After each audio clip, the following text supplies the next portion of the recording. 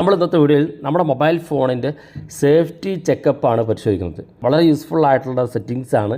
തീർച്ചയായിട്ടും നിങ്ങളും ചെക്ക് ചെയ്ത് നോക്കണം. നിങ്ങളുടെ മൊബൈൽ ഫോണിന് എന്തെങ്കിലും വിധ സെക്യൂരിറ്റി പ്രോബ്ലം ഉണ്ടോ എന്നും, അല്ലെങ്കിൽ നിങ്ങളുടെ മെയിൽ ഐ ഡി ഒക്കെ ആരെങ്കിലും ഹാക്ക് ചെയ്യുമോ, അല്ലെങ്കിൽ മറ്റു രീതിയിൽ എങ്ങനെയെങ്കിലും നിങ്ങളുടെ മെയിൽ ഐ ഡി ആരെങ്കിലും ലോഗിൻ ചെയ്തിട്ടുണ്ടോ എന്നുള്ളതൊക്കെ ചെക്ക് ചെയ്യാനൊക്കെയാണ് നമ്മൾ പരിശോധിക്കുന്നത്. വീഡിയോ അവസാനം വരെ കണ്ടു നോക്കുക. മൊബൈൽ ഫോൺ ഉപയോഗിക്കുന്നവർ തീർച്ചയായിട്ടും ചെക്ക് ചെയ്യേണ്ട ഒരു സെറ്റിങ്സ് ആണ്. വീഡിയോ അവസാനം വരെ കണ്ടു നോക്കുക. തീർച്ചയായിട്ടും ഉപകാരപ്പെടും. നിങ്ങളുടെ സുഹൃത്തുക്കൾ കൂടി വീഡിയോ ഷെയർ ചെയ്ത് കൊടുക്കുക. നിങ്ങൾ ആദ്യമായിട്ടാണ് ഈ ചാനൽ കാണുന്നതെങ്കിൽ സബ്സ്ക്രൈബ് ചെയ്യുക. തൊട്ടടുത്ത് കാണുന്ന ബെൽ ഐക്കൺ കൂടി ക്ലിക്ക് ചെയ്യുക.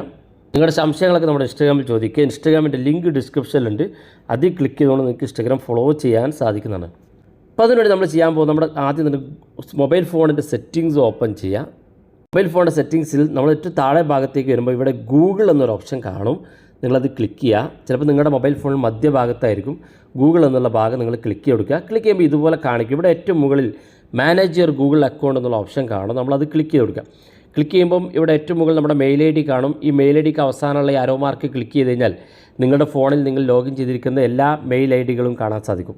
നിങ്ങൾ ഏത് മെയിൽ ഐ ഡി ആണോ ചെക്ക് ചെയ്യാൻ ഉദ്ദേശിക്കുന്നതെങ്കിൽ ആ മെയിൽ ഐ ഡി സെലക്ട് ചെയ്യുക. അതിനുശേഷം മുകളിൽ കുറേ ടാഗുകൾ കാണും. ഈ ടാഗിനകത്ത് നിങ്ങൾക്ക് സെക്യൂരിറ്റി എന്നൊരു ഫീച്ചർ കാണാൻ സാധിക്കും.